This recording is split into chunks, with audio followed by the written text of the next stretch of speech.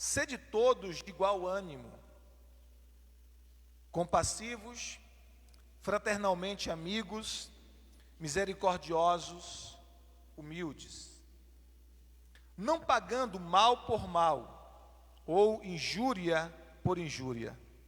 Antes, pelo contrário, bendizendo, pois para isto mesmo fostes chamados, a fim de receberdes bênção por herança.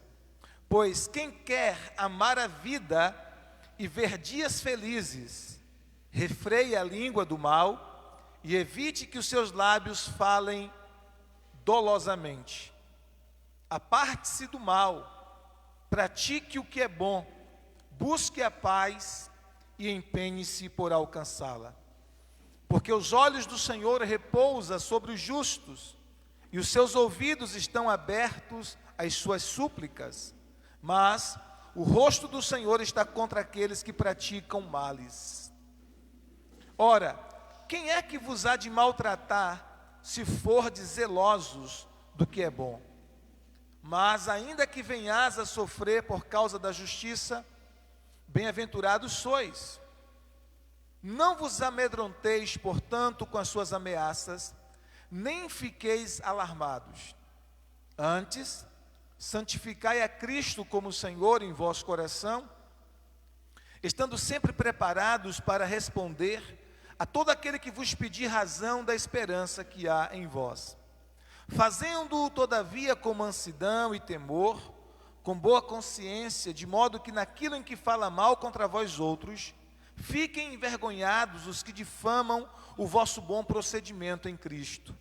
Porque se for a vontade de Deus, é melhor que sofrais por praticardes o que é bom, do que praticando o mal. Pois também Cristo morreu uma única vez pelos pecados, o justo pelos injustos, para conduzir-vos a Deus. Morto sim na carne, mas vivificado no Espírito, no qual também foi e pregou aos espíritos em prisão, os quais noutro tempo foram desobedientes, quando a longanimidade de Deus aguardava nos dias de Noé, enquanto se preparava a arca, na qual poucos, a saber, 8 pessoas, foram salvos através da água, a qual, figurando o batismo, agora também vos salva, não sendo a remoção da imundícia da carne, mas a indagação de uma boa consciência para com Deus, por meio da ressurreição de Jesus Cristo, o qual, depois de ir para o céu, está à destra de Deus, ficando-lhe subordinado anjos e potestades e poderes. Amém? Deixa sua Bíblia aberta nesse texto, por favor, porque nós estaremos examinando nesta noite. Pai, no nome de Jesus, essa é a tua preciosa e bendita palavra que nós acabamos de ler. Oramos para que o teu santo e precioso Espírito possa falar ao nosso coração nessa noite através da tua palavra, e que pela tua bendita e preciosa palavra o Senhor possa nos encorajar, nos instruir, nos abençoar e nos trazer ao centro da tua vontade. Assim nós oramos no poderoso nome de Jesus, que assim seja. Amém. Graças a Deus. Amém? Hoje a gente quer falar sobre como deve ser os relacionamentos dos cristãos. O apóstolo Pedro, ele está trabalhando bastante sobre relacionamentos nesta sua epístola, não é? Ele dá uma ênfase sobre os sofrimentos e também dá uma ênfase sobre os relacionamentos e como o cristão se relaciona nas mais distintas esferas da sociedade. Vimos como o cristão se relaciona no contexto de autoridades, né? Por exemplo, autoridades governamentais, com patrões e funcionários, né? Fazendo aplicação para os nossos dias, patrões e funcionários. Semana passada vimos sobre como deve ser o relacionamento a nível conjugal, como marido e mulher se relacionam, né? Do 1 ao 7 fala sobre isso. E hoje a gente continua falando sobre relacionamento. E a gente vai entender que os relacionamentos são parte importante na vida de cada um de nós, né? A gente não consegue fazer muita coisa sem relacionamentos. E é preciso que nós tenhamos relacionamentos saudáveis, relacionamentos que possam estar fundamentados, estruturados sobre a palavra de Deus, sobre o alicerce firme que é a palavra de Deus. Então, o apóstolo vai nos ensinar aqui nesse texto, pelo Espírito Santo, como devem ser os nossos relacionamentos. E ele começa a falar então, nesse primeiro momento, como deve ser o relacionamento de um cristão com os seus irmãos em Cristo. Como nós nos relacionamos com outros cristãos, como nós nos relacionamos com outros irmãos em Cristo Jesus.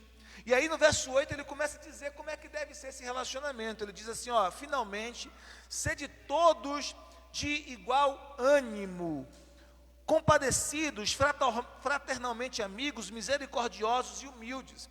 Então esse relacionamento começa já na comunidade da fé.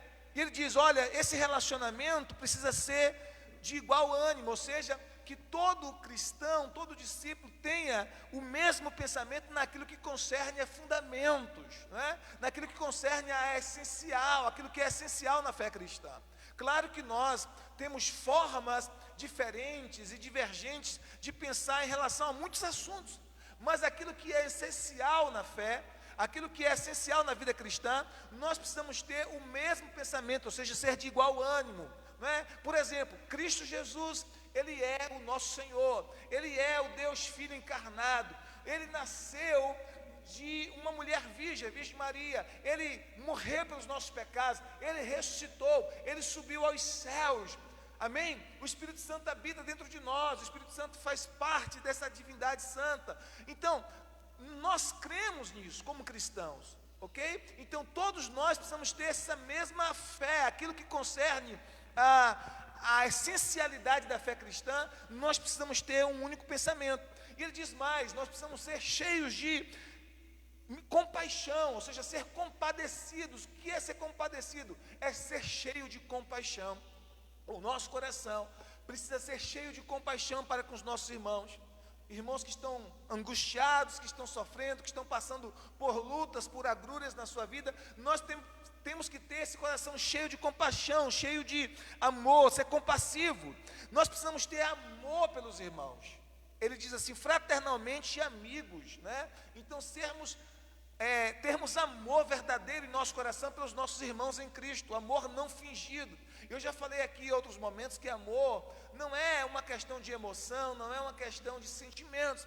Amor é você fazer o bem ao outro, é você fazer tudo aquilo que está ao seu alcance para abençoar o outro, para que o outro esteja bem. Ele diz mais que nós precisamos ser misericordiosos. Então, nas nossas relações de fé, com os nossos irmãos na fé, além de termos um coração cheio de compaixão, nós precisamos também ser misericordiosos. A Bíblia diz que a misericórdia triunfa sobre o juízo. E quem semeia misericórdia, alcançará misericórdia. Amém? Então, às vezes, no seu relacionamento com o seu irmão, você vai precisar ser misericordioso com ele. Por quê? Porque vai haver momentos em que o seu irmão na fé vai errar contra você, vai fazer alguma coisa que te machuca, vai fazer alguma coisa que te ofende, e você precisa ser misericordioso com esse irmão na fé. Então ele diz, seja misericordioso. E além disso, ele diz, sejam humildes.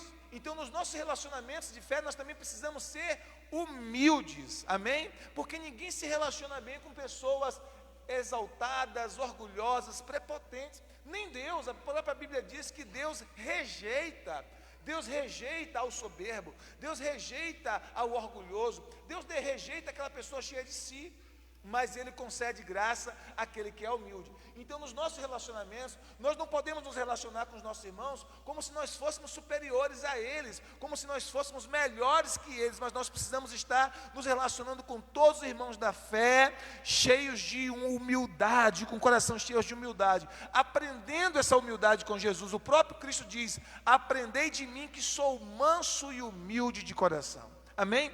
Então ele fala primeiramente sobre o nosso relacionamento com os nossos irmãos na fé. E agora no verso 9, ele vai falar dos nossos relacionamentos com os nossos inimigos. Olha só, versículo 9 ele diz assim, não pagando mal por mal, ou injúria por injúria, antes pelo contrário, bem dizendo, pois para isto mesmo foste chamados, a fim de receberdes a bênção por herança. Agora ele sai do nível de relacionar com os irmãos na fé, com os irmãos em Cristo, para nos relacionar com os nossos inimigos. Como nós devemos nos relacionar com os nossos inimigos? E aí ele fala, olha, primeira coisa, você não vai pagar com a mesma moeda, você não vai pagar o mal com o mal, pelo contrário, você vai fazer o bem, porque faz parte da sua natureza, faz parte da sua essência fazer o bem. Você nasceu de Deus, você nasceu de novo, o Espírito Santo mora em você, você tem um DNA do amor nas tuas entranhas espirituais, então é para você agora natural, digamos assim, amar, é sobrenatural, mas faz parte da tua vida de tal maneira que se torna natural para você, porque faz parte da tua natureza. É igual aquela fábula do escorpião que picou o sapo, não é? O escorpião que estava na beira do lago, e ele pede carona ao sapo para atravessar o lago, e o sapo diz, olha, eu não vou lhe dar carona, porque se eu lhe der carona, você vai me picar, e vai morrer, ambos, nós vamos morrer, eu vou morrer envenenado, e você vai morrer afogado. Ele disse, não, eu lhe prometo que eu não vou lhe picar. E aí ele prometeu, e o sapinho acreditou naquela promessa, deu carona ao escorpião. Quando estava lá no meio do lago, ele sentiu aferroado nas suas costas, ele disse, eu não falei que você ia me picar, agora vamos morrer nós dois, você e eu. E o escorpião disse, eu não resisti, faz parte da minha natureza, não é? Então a natureza do escorpião é essa, é envenenar. Essa é a natureza do escorpião. Então assim, a nossa natureza como servos de Deus, a nossa natureza como crentes em Jesus, é de amar. Amém? Por isso que Pedro, ele diz assim, olha, não pague o mal por mal. Não pague o mal com mal, não pague injúria por injúria, antes pelo contrário, faça o quê? Bendizendo. Pois para isto foste chamados, você foi chamado para amar até o seu inimigo. Jesus disse, amai os vossos inimigos, e a gente vai entender, amor não é sentimentos, amor não é emoções. Porque se fosse emoções, você poderia dizer assim, não, eu não amo aquela pessoa por conta disso e daquilo. Não, mas amor não é sentimentos. Você pode até não ter um sentimento ou uma emoção positiva com relação a determinadas pessoas que te fizeram muito mal, mas amar significa, como já falei, uma decisão de fazer o bem por aquela pessoa, ainda que este bem seja dobrar os seus joelhos e dedicar tempo a orar por aquela pessoa constantemente, até que aquela pessoa tenha os seus olhos espirituais abertos, tenha os seus pecados perdoados, seja salvo em Cristo Jesus. Como Estevão fez com aqueles que lhe apedrejavam, incluindo Paulo que estava no meio. Qual foi a oração de Estevão? Senhor, não lhes impute estes pecados, não pague a eles conforme o pecado deles merece, ou seja, seja misericordioso para com eles. E Deus ouviu a oração de Estevão, aquele primeiro mártir, e Deus salvou Paulo por conta também das orações de Estevão. Então, às vezes, o bem que você pode fazer para o outro pode ser até mesmo uma oração, pedindo a Deus que tenha misericórdia, que abra os olhos, que abra a mente. E você faz essa oração com o coração carregado de compaixão, de misericórdia, pelos seus inimigos. Isso é uma atitude de amor. Vocês estão entendendo o que eu quero dizer? Então, amar é muito mais do que sentimentos e emoções, é decidir fazer o bem ao outro. E ele diz assim, olha, antes, em vez de pagar mal com mal, injúria com injúria, você vai bendizer. Agora, bendizer a quem? A quem você vai bendizer? Você vai bendizer aqueles que te maldizem. O que é bendizer aqueles que me maldizem, pastor? É falar bem de pessoas que falam mal de você. É falar bem de pessoas que estão falando mal, e que você sabe que essas pessoas estão falando mal de você, mas ainda assim, você se dispôs a falar bem daquela pessoa, a encontrar virtudes naquela pessoa e falar bem dela.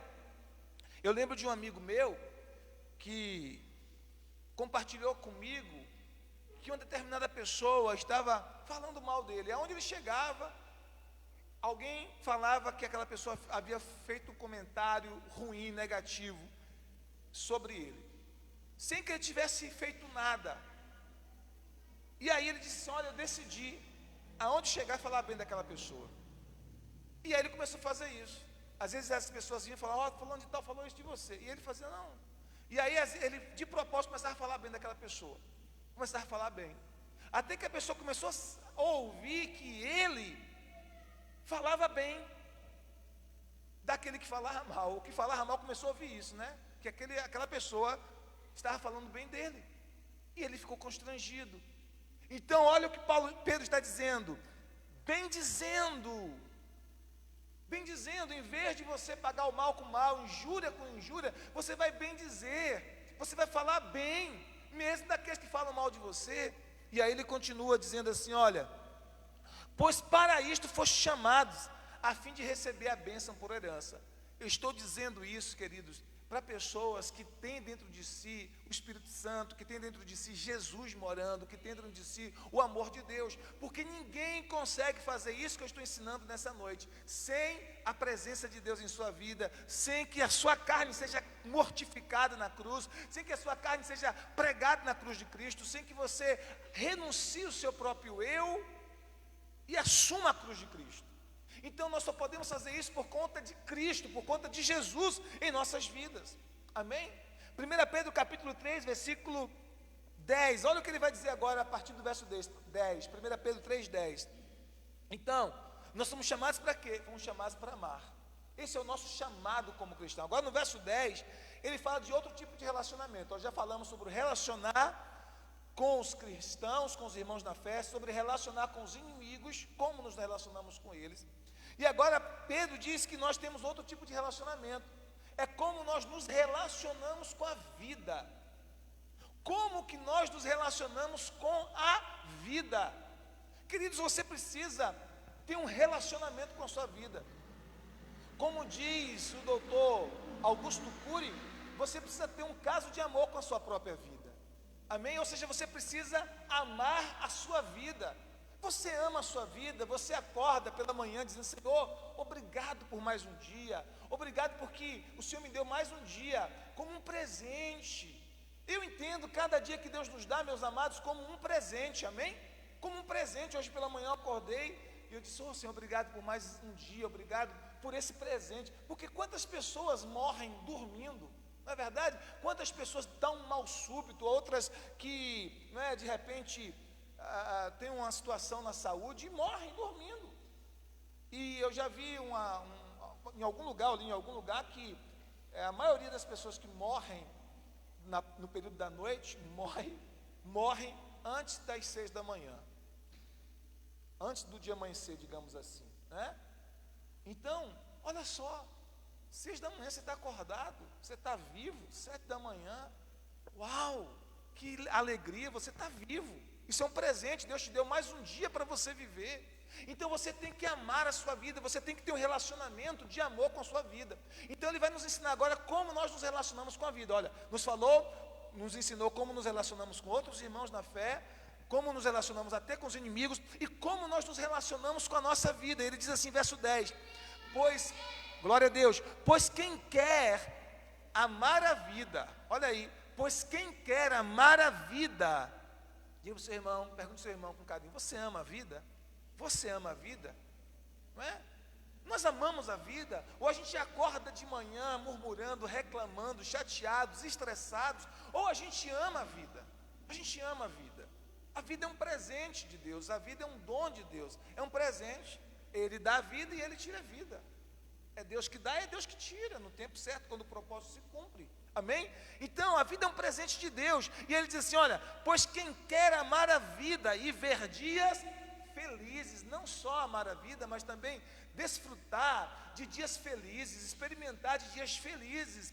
E essa felicidade que a Bíblia nos promete aqui, ela não está atrelada às circunstâncias favoráveis que nos acontecem, porque nem sempre estão nos acontecendo circunstâncias favoráveis. Ninguém está o tempo todo com as circunstâncias a seu favor. Às vezes a gente enfrenta tempos difíceis, às vezes a gente enfrenta dias maus, mas viver feliz está para além disso. Jesus enfrentava lutas, enfrentava provações, enfrentava vendavais, mas Jesus era uma pessoa extremamente feliz. Tem gente que pensa em Jesus como alguém batizado em suco de limão, né? Um cara carrasco, fechado. Não, Jesus não é assim. Você vai ver que Jesus era muito feliz, muito alegre, né? Embora muito sério nos seus ensinos, mas uma pessoa extremamente feliz, ok? E aí a Bíblia nos diz, quer amar a vida, quer ver dias felizes, o que você precisa fazer? Refreie a sua língua do mal e evite que os seus lábios falem dolosamente. Então, se eu quero amar a vida, eu quero ter um relacionamento de amor com a própria vida, ter uma vida abençoada, uma vida feliz, eu preciso fazer uma coisa, Pedro está me ensinando aqui, eu preciso refrear a minha língua do mal. Eu preciso refrear a minha língua do mal. Quando Tiago, o apóstolo Tiago, vai nos falar lá em Tiago 3 sobre a língua, ele fala que a língua, ela tem o poder de destruir, quando ele usa a figura do fogo, que ela é como centelha, que se soltar numa floresta, incendeia a floresta toda, ou quando ele usa também a figura do veneno de uma cobra, né? Ela tem o poder de destruir, ela tem o poder de dar direção, quando ele usa a figura do freio que é colocado na boca do cavalo, e quando ele usa a figura também do leme do navio, assim como o freio na boca do cavalo e o leme do navio dá direção, a língua também dá direção à vida. E ele usa também o poder, dizendo que a língua também tem o poder de dar deleite, né? Quando ele fala da língua como uma árvore, como fruto de uma árvore. Então nós precisamos, queridos, entender que nós temos que administrar com sabedoria as palavras que saem da nossa boca. E todos nós tropeçamos nas palavras, todos nós. Tiago diz em Tiago 3, todos tropeçamos em muitas coisas. Se alguém não tropeça no falar, é perfeito varão. Mas ele sabia que até ele tropeçou nas suas palavras. Quantas vezes Pedro foi repreendido por Jesus por ter tropeçado em suas palavras? É a parte mais Tiago, é a parte mais desafiadora, não é? É controlar a língua. Todos nós às vezes falamos coisas que não deveríamos ter falado, todos nós, eu e você, eu inclusive, e você também. Uns têm mais dificuldades nessa área do que outros, mas todos nós certamente caímos nessa cilada de falar às vezes o que não deveríamos falar. Então nós precisamos buscar de Deus sabedoria. Por quê? Porque quem quer amar a vida, quem quer ver dias felizes, precisa refrear a sua língua do mal. Não pode falar o que é mal. Por exemplo, fofocar, falar mal dos outros, é falar o que é mal. Murmurar da vida é falar o que é mal. Mentir é falar o que é mal. Vocês estão entendendo, meu povo lindo? Amém? Então nós precisamos refrear a língua do mal. A Bíblia nos ensina lá em Provérbios capítulo 18, versículo 21. Provérbios 18, 21 diz o quê? A morte e a vida estão no poder da língua, e aquele que bem a utiliza comerá dos seus frutos. Morte e vida estão no poder da língua.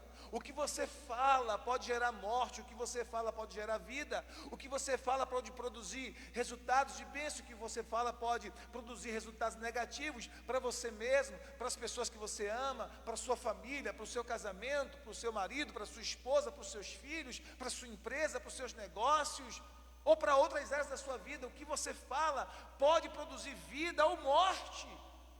Por isso que Pedro está dizendo, olha, você quer amar a vida, você quer ver dias felizes, refreia sua língua do mal. E na verdade está citando um salmo aqui, um dos salmos preciosos da palavra de Deus, não é? E aí ele diz assim, ó, aparte-se do mal e pratique o que é bom, porque busque a paz e empenhe-se por alcançar. E no 10 ainda ele diz, evite que os seus lábios falem dolosamente. No 10 ainda, evite que os seus lábios falem dolosamente. O que é falar dolosamente? O que é um dolo? O dolo é uma intenção ruim, é uma intenção de fazer o mal de propósito, não é aquela coisa acidental, não é aquele momento que você escorrega e você fala sem pensar uma besteira. Não, o dolo é quando você fala com a intenção de ferir, é quando você fala com a intenção de machucar, é quando você fala com a intenção de denegrir a imagem de uma pessoa, de denegrir a reputação de uma pessoa, de jogar a reputação de uma pessoa na lama. E todas as vezes que a gente fala mal de alguém, a gente se coloca de certa forma como superior àquela pessoa. A gente fala mal de uma pessoa para de alguma forma enaltecer a nossa qualidade sobre o defeito daquela pessoa. Vocês estão entendendo o que eu quero dizer? Então a Bíblia diz, olha, refreia sua língua do mal, e que os seus lábios não falem dolosamente, não falem com essa intenção maligna de prejudicar. É igual aquela questão, a gente já viu muito isso na televisão, né? Homicídio culposo, homicídio doloso. Quem já viu isso? O que é homicídio culposo? É quando há culpa, mas não houve intenção. A pessoa é culpada por aquele homicídio, mas não foi intenção dela, não foi de propósito, digamos assim, né? É como alguém que bebeu demais, atropelou alguém e matou. É culpado, mas não foi de propósito, não foi doloso, não é? É como alguém que vai caçar com um amigo e sem querer dispara a arma e atinge a pessoa, né? E aquela pessoa vem a morrer. Ele é culpado, mas não foi de propósito, não é doloso. Então, homicídio culposo, a pena é menor. Doloso, porque teve intenção. Então, a mesma coisa que quando ele diz assim, olha, que os seus lábios não falem dolosamente. Né? Essa palavra dolosamente vem de dolo, que é o quê? Essa intenção de fazer o mal. É de propósito. Então, quando alguém fala com essa intenção de fazer o mal, ela está semeando o mal para si mesmo. E ele continua, verso de número 11, aparte-se do mal, pratique o que é bom, busque a paz e empenhe-se por alcançá-la. Então agora é ativo, você tem que se apartar do mal. Você vê o mal e corre dele, você vê o mal e se afasta. Você vê o mal e foge daquele mal. Quantos estão entendendo o que eu quero dizer? Às vezes você vê uma panelinha de pessoas ali conversando, falando mal do outro, você afasta, sai dali, que aquilo ali não vai dar bom. Quantos estão entendendo o que eu quero dizer? Você vê, né, a aparência do mal, você se afasta, porque você sabe que aquilo ali não vai ser bom para você. Então, ele diz, afaste-se do mal, afaste-se do mal. Pratique o que é bom, de forma consciente, prática do bem. E ele diz mais, busque a paz e empenhe-se por alcançá-la. Além de buscar a paz, você precisa empenhar, você precisa se esforçar por alcançar a paz. O apóstolo Paulo diz assim, olha, no que depender de vós, tende paz com todos os homens. Claro, nem sempre depende da gente, porque às vezes também depende do outro, mas no que depender da gente, ele está dizendo, olha, busque a paz, empenhe-se, se esforce, coloque empenho nisso, se esforce por alcançar a paz.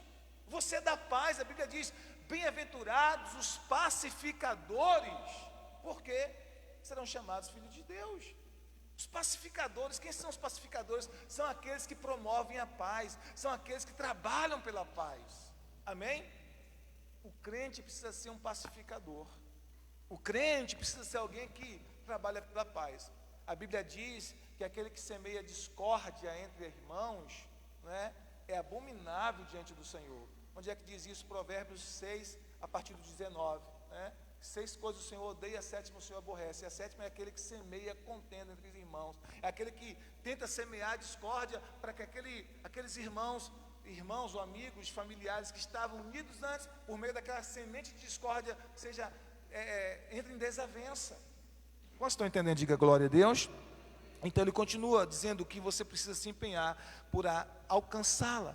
E aí ele continua dizendo assim, olha, verso 12, porque os olhos do Senhor repousam sobre os justos, e os seus ouvidos estão abertos às suas súplicas, mas o rosto do Senhor está contra aqueles que praticam males. Agora ele vai nos mostrar que a eficácia da oração também está relacionada com os nossos relacionamentos. Olha que interessante, na semana passada, quando nós falamos sobre o relacionamento conjugal, o verso 7 do texto que nós lemos, falando para os maridos, ele diz assim, maridos, vós igualmente vivei a vida comum do lar com discernimento, tendo consideração para com a vossa mulher, como parte mais frágil, tratai-a com dignidade, porque sois juntamente herdeiros da mesma graça da vida, para que não se interrompam as vossas orações. Aí ele está dizendo o quê?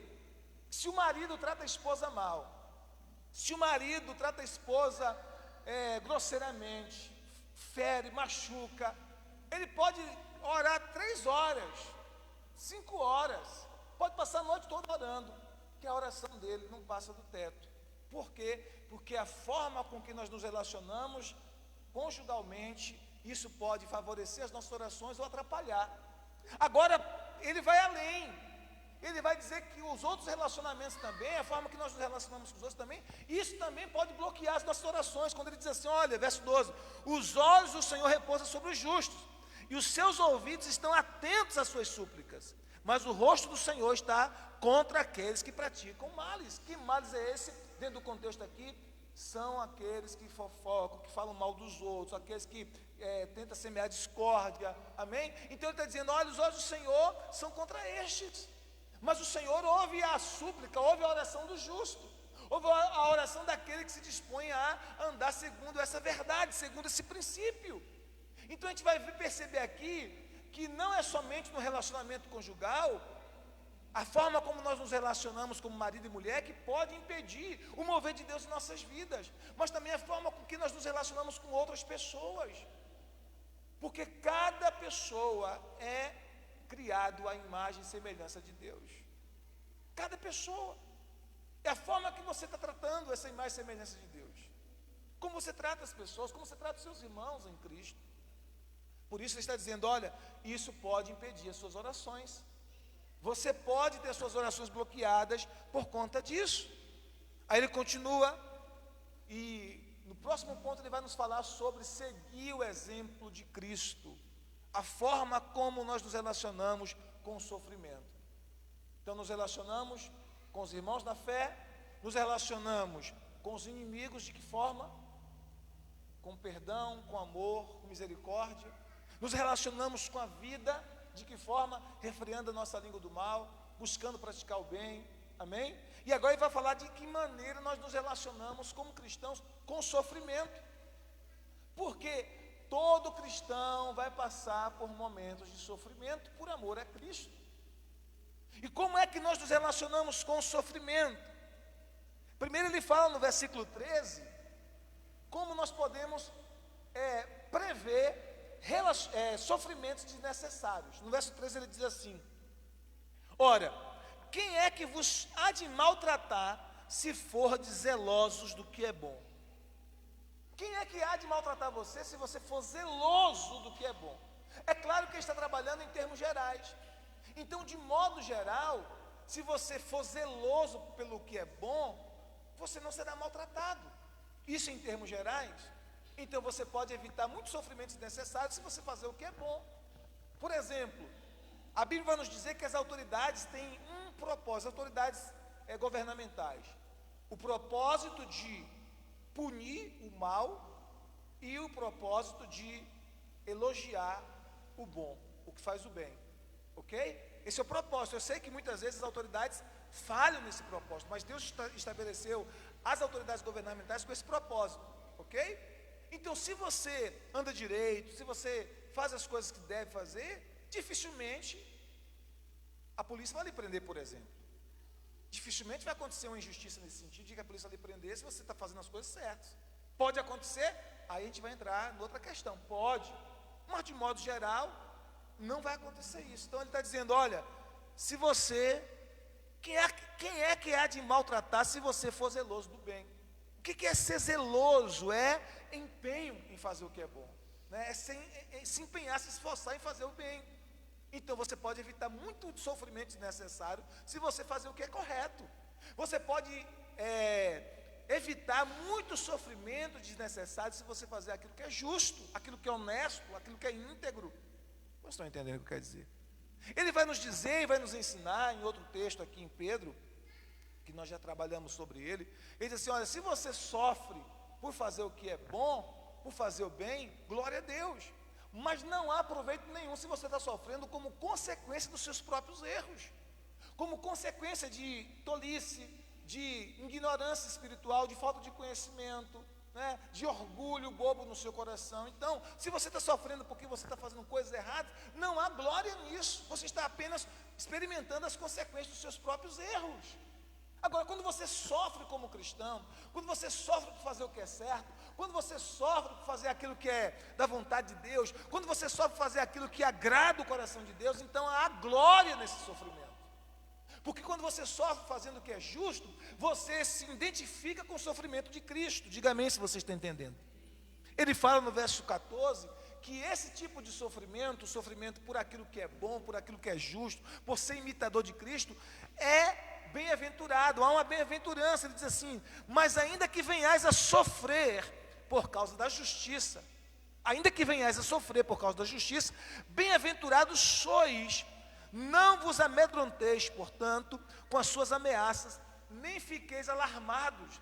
Ele está dizendo, olha, se você está sofrendo, mesmo fazendo o que é bom, mesmo fazendo o que é justo, mesmo fazendo o que é íntegro, você está sofrendo como cristão, está sofrendo porque quer agradar a Deus, está sendo rejeitado, está sendo tratado com desdém, está sendo tratado com desonra, está sendo humilhado no seu trabalho, porque você sabe que está fazendo o que é certo, porque está honrando a Deus na sua vida. Não fique alarmado com isso não fique achando que uma coisa estranha, esquisita, diferente está acontecendo com você.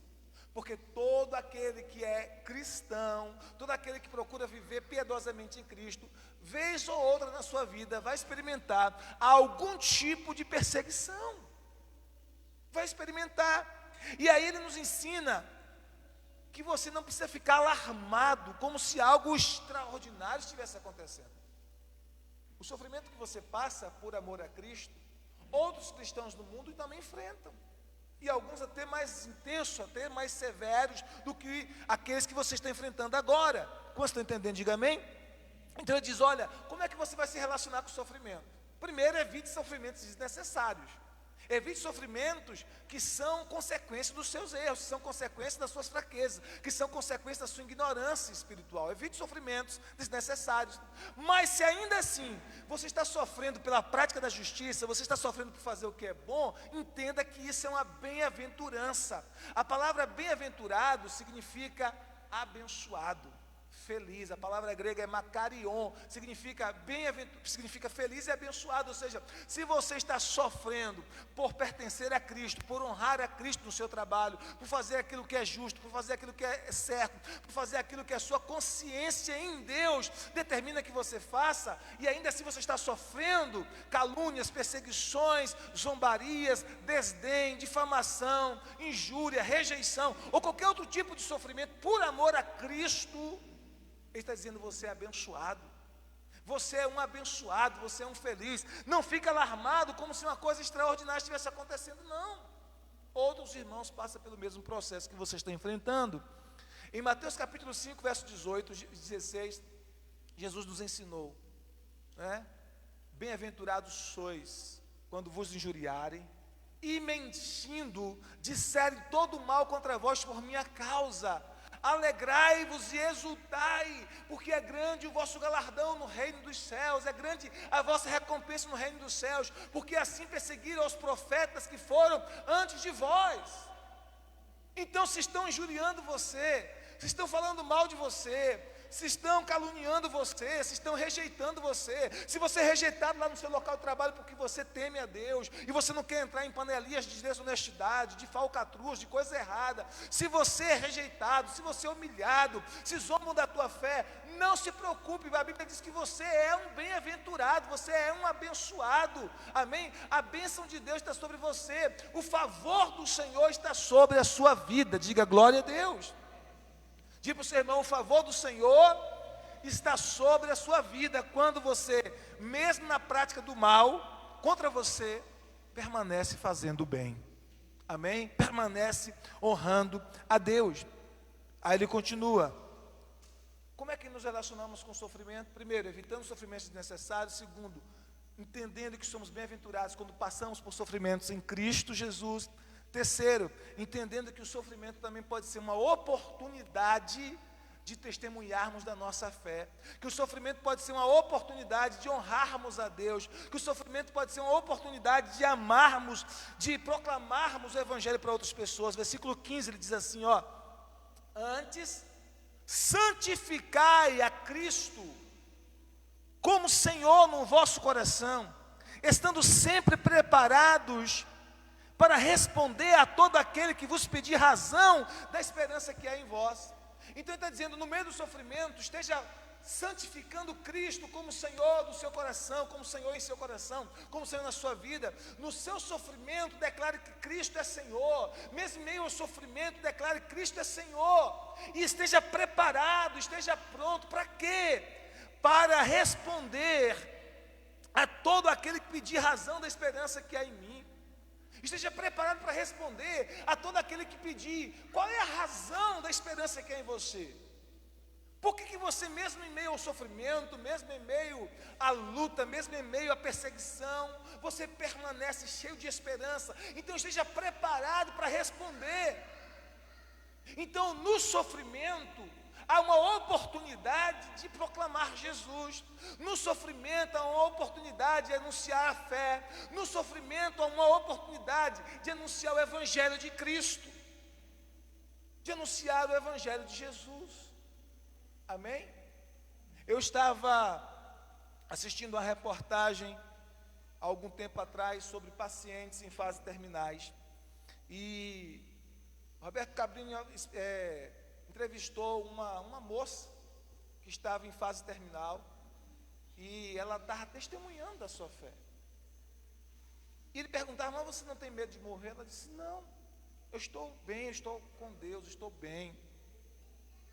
A morte é uma passagem, eu vou me encontrar com Deus. E ela falava do seu casamento, ela falava dos seus filhos com um total despreendimento.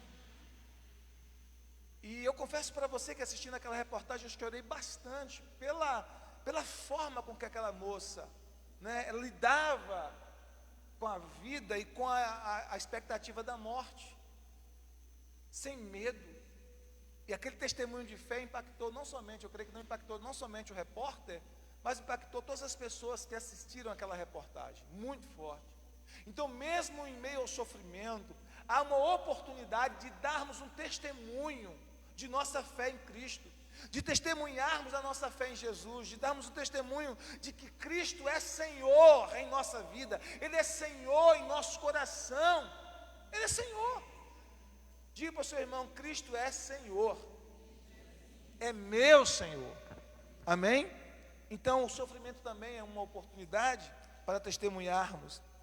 O sofrimento também tem um propósito nele, diz assim, verso 17, volta no verso 16 rapidinho, por favor. O verso 16 diz assim: fazendo todavia com mansidão e temor, com boa consciência, de modo que naquilo em que fala mal contra vós, fiquem envergonhados os que difamam o vosso bom procedimento em Cristo.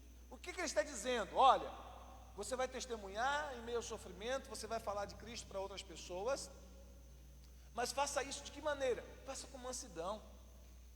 Você não vai testemunhar tentando fazer com que a sua fé desça goela abaixo das pessoas.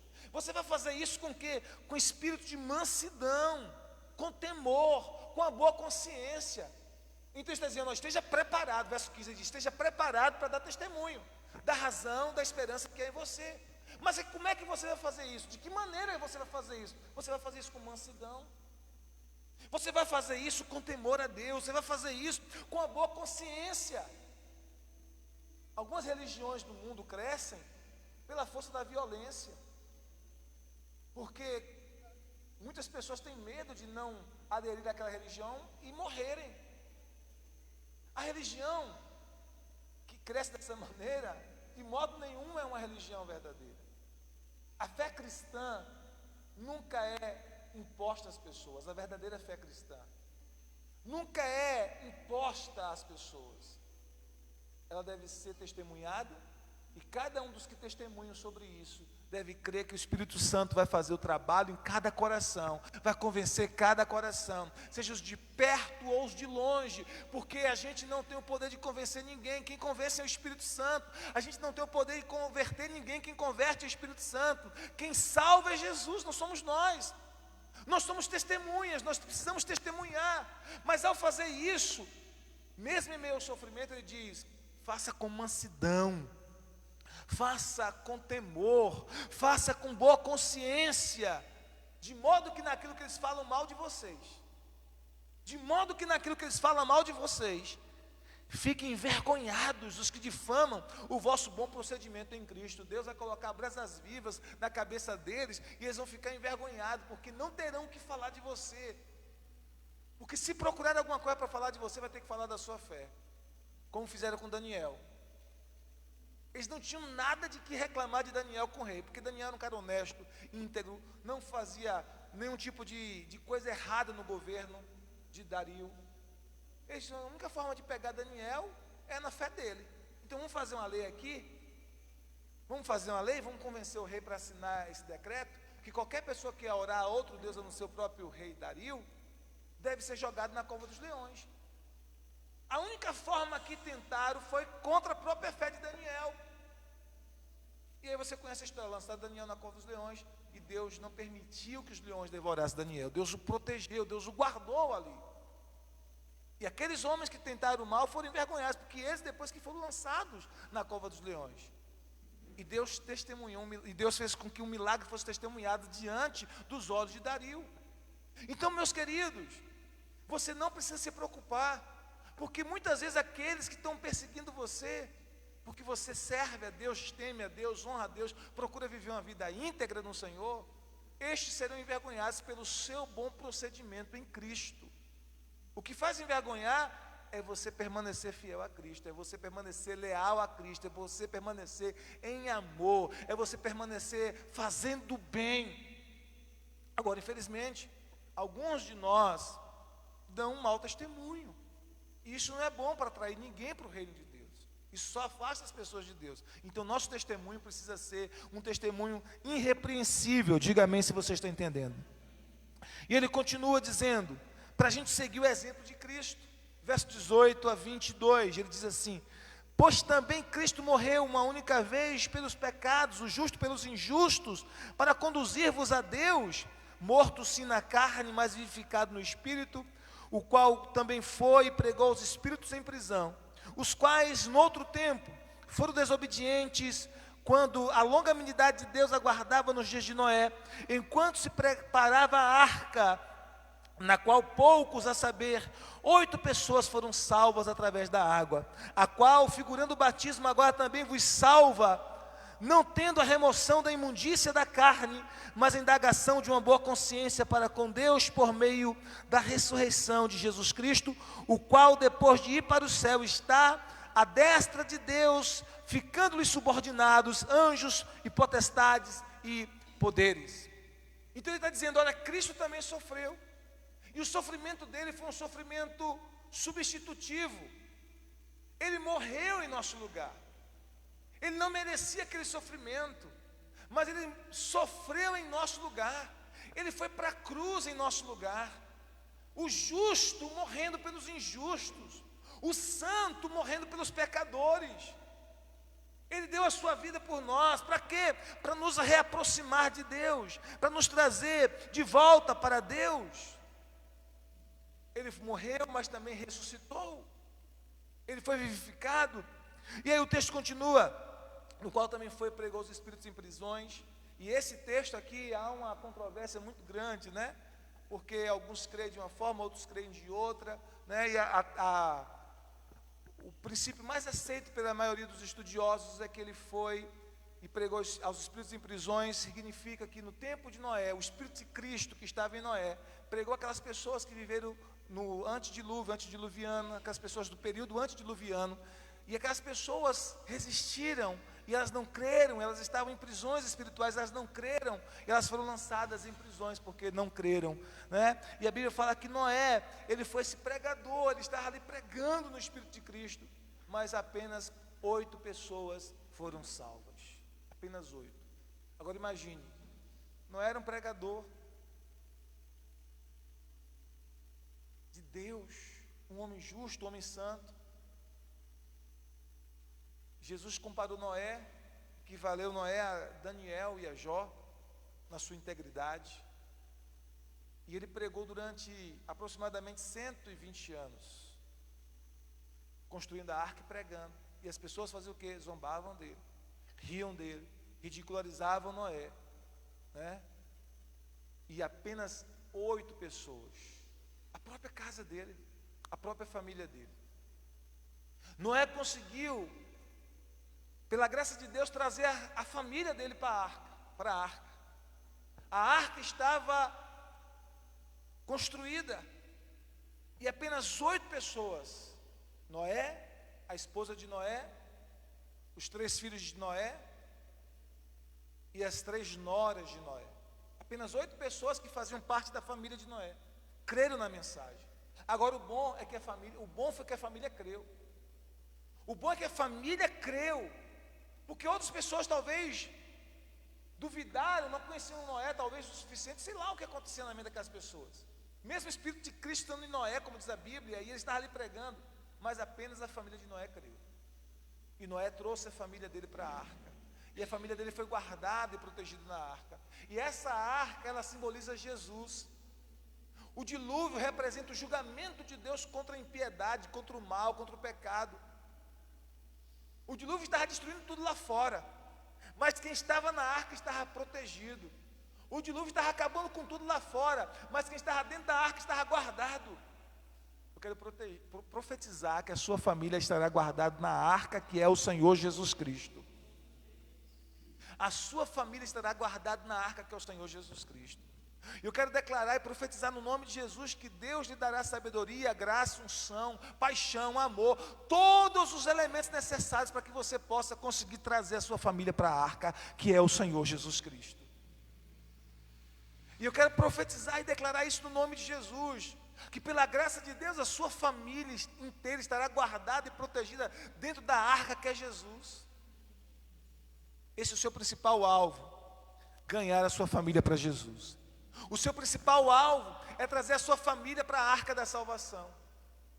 Imagine aqueles jovens, enquanto jovens ali, talvez sem entender muita coisa, e Noé instruindo, explicando, dizendo assim: não, meu filho, continua, pega ali o martelo para papai, pega ali o prego, pega ali o serrote. Ah, mas por que isso? Deus mandou, meu filho, continua, seja fiel, né? Talvez aqueles jovens ali na adolescência, enquanto Noé construía a arca, quem sabe, indagando, perguntando, sem entender o certo, mas creram em Noé, creram nele, creram na mensagem que ele pregou, e a família de Noé foi guardada, protegida dentro da arca. Quero profetizar que a sua família será guardada e protegida dentro da arca. Então escute uma coisa, queridos, a pergunta é: será que Noé não era um grande pregador? Porque só 8 pessoas foram salvas? Será que Noé não tinha um ministério extraordinário no Senhor, porque só 8 pessoas creram na mensagem dele? São caminhos que só Deus conhece, queridos. Porque a Bíblia fala que Noé pregou, apenas 8 creu, e os 8 que creram foi da própria família dele. A Bíblia fala que Jonas, sem querer pregar, com a má vontade terrível de pregar, pregou a sua mensagem, sabe, zangada, aquela mensagem mesmo com raiva: ó, vai destruir tudo aqui, Deus vai destruir tudo durante 40 dias, aquela mensagem mesmo zangada. E a Bíblia diz que uma cidade inteira, 120 pessoas se converteram. Então só Deus conhece esses caminhos. A Bíblia diz que o profeta Jeremias teve um ministério extremamente sofrido durante 37 longos anos, quase 40 anos de ministério, com poucos resultados momentâneos, muita perseguição, muito sofrimento, poucos resultados, poucas pessoas crendo na mensagem dele naquele momento que pregava. Hoje todo mundo que crê em Cristo crê no profeta Jeremias, mas na época dele não, aparentemente sem resultados nenhum. E a Bíblia diz que ele foi um grande, extraordinário profeta. Então a gente não pode julgar os resultados de imediato, porque tem coisas que só a eternidade vai revelar. Só a eternidade. Eu sei que você quer ganhar muita gente para Jesus, e você vai ganhar muita gente para Jesus, amém? Mas pense que principalmente a sua casa, a sua família precisa entrar na arca, e você tem que colocar isso como alvo de oração, de intercessão, dar testemunho em casa. Você sabe que para dar testemunho em casa é mais difícil, irmãos, é mais difícil do que lá fora. O filho vê você estressado, estressada, agoniado, angustiado, não tem como você mentir, não tem como você usar uma máscara, não tem como você dizer que é quem você não é dentro de casa, não tem como você usar uma máscara o tempo todo. Quem está em casa sabe quem você realmente é. Sabe aquele general do exército, o Naamã,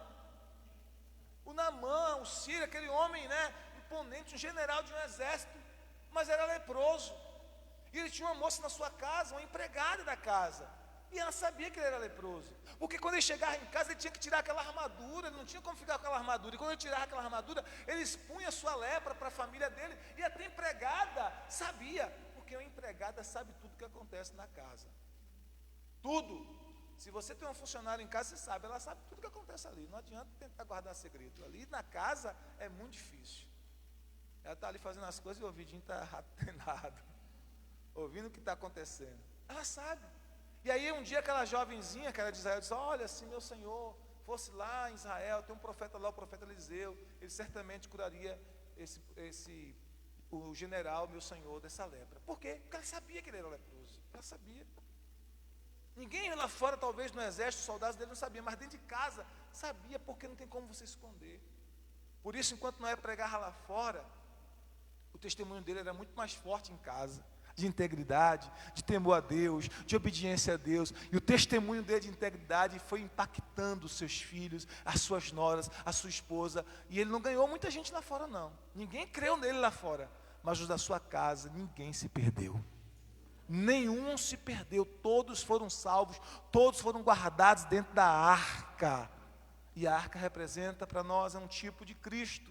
O dilúvio é um tipo do juízo de Deus contra o pecado. Então, da mesma forma, ainda que o juízo venha, tua família vai estar guardada na arca, em nome de Jesus. E ele continua dizendo assim, verso 21, a qual, figurando o batismo, agora também vos salva, não sendo a remoção da imundícia da carne, mas a indagação de uma boa consciência para com Deus, por meio da ressurreição de Cristo. O que ele está dizendo? Aquelas águas ali simbolizavam o batismo. Não o batismo nas águas que nós fazemos. Esse não pode salvar. Esse é um símbolo da nossa aliança, do nosso compromisso com Cristo. Mas é o nosso batismo em Cristo Jesus. É estar em Cristo, é estar inserido em Cristo. Quem faz isso é o Espírito Santo. E está em Cristo Jesus. Está batizado em Cristo Jesus, ou seja, inserido em Cristo, dentro dele e ele em nós, é isso que nos salva. E aquelas águas ali simbolizavam esse batismo em Cristo, o qual nos salva. Amém? E aí ele diz assim para terminar, o qual, depois de ir ao céu, está à destra de Deus, ficando-lhe subordinado anjos e potestades e poderes. E aqui é o último estágio, né? Porque depois que Cristo passou por todo o sofrimento por nós, todo o sofrimento por nossos pecados, a Bíblia diz que ele subiu ao céu. Isso fala de quê? De exaltação. Nenhum sofrimento é para a vida toda, queridos. Tem um tempo do sofrimento e tem um tempo da honra. O próprio Cristo passou pelo tempo do sofrimento, mas chegou o tempo que ele subiu ao céu. Chegou o tempo que a Bíblia diz que ficou subordinado a ele todos os principados e potestades, todos os anjos, potestades e poderes. Isso fala de quê? De honra. Então está dizendo para que nós sigamos o exemplo de Cristo quando nós nos relacionamos com o sofrimento. Mesmo Cristo, ele teve o tempo de sofrer, mas teve o tempo da exaltação de Deus na vida dele. Lá em Filipenses capítulo 2, versículo 5 até o 11 diz a mesma coisa. Que ele, sendo Deus, não usou por usurpação ser igual a Deus, antes esvaziou a si mesmo, assumiu a forma de servo e foi obediente até a morte. E aí o texto sagrado diz assim, pelo que também Deus o exaltou. Ele deu um nome que está acima de todo nome, para que o nome de Jesus se dobre todo joelho nos céus, na terra e debaixo da terra, e toda língua confesse que ele é Senhor, para a glória de Deus Pai. Ou seja, Filipenses 2, do 5 ao 11 diz o quê? Teve o tempo de sofrimento, teve o tempo de se aniquilar, teve o tempo de se esvaziar, teve o tempo de ser obediente até ir à cruz, até morrer a morte mais severa, mais terrível que era a morte de cruz. Mas também teve o tempo da exaltação. Deus exaltou a Cristo, Deus deu a Cristo o nome acima de todo nome. Deus fez com que diante de Cristo se dobre todo o joelho nos céus, na terra e debaixo da terra. Houve o tempo da exaltação. Então, se é para seguir o exemplo de Cristo no sofrimento, também seguiremos o exemplo de Cristo na glória, porque assim como Cristo sofreu e no tempo de Deus ele foi exaltado, assim também quem sofre por amor a Cristo, haverá o tempo da exaltação, haverá o tempo de honra. Nenhum sofrimento é perene, nenhum sofrimento é para a vida toda. O sofrimento, diz a Bíblia, do cristão, comparado à glória que ele há de receber, é leve e momentâneo. Há uma honra preparada para aqueles que servem ao Senhor com fidelidade, com integridade. Há um tempo de exaltação que está preparado para mim e para você no Senhor, se nós permanecermos fiéis e leais a Cristo. Há um tempo de sermos exaltados pelo Senhor, não por nós mesmos. Não é nós, não seremos nós a nos exaltar, é Ele no tempo dEle. E talvez esse tempo pode ser até na eternidade, ou somente lá, pode ser, não importa. Mas haverá o tempo da honra, haverá o tempo da exaltação, haverá o tempo em que seremos coroados pelo Senhor. Se permanecermos fiéis e leais, apesar do sofrimento, apesar das perseguições, apesar das angústias, apesar das lutas, apesar das provações, se permanecermos fiéis a Cristo Jesus, nosso Senhor, haverá o tempo de sermos exaltados por Ele, haverá o tempo de sermos honrados por Ele, haverá o tempo de sermos coroados pelo Senhor. Quantos estão entendendo? Diga glória a Deus. Diga para o seu irmão, nenhum sofrimento é para sempre. Diga, sofrimento do cristão não é para sempre. O seu sofrimento não é para sempre. Diga, permaneça fiel a Cristo, leal a Cristo. E no tempo dEle, Ele vai te honrar. Diga amém se você está entendendo. Diga glória a Deus. Amém? Nos coloquemos em pé.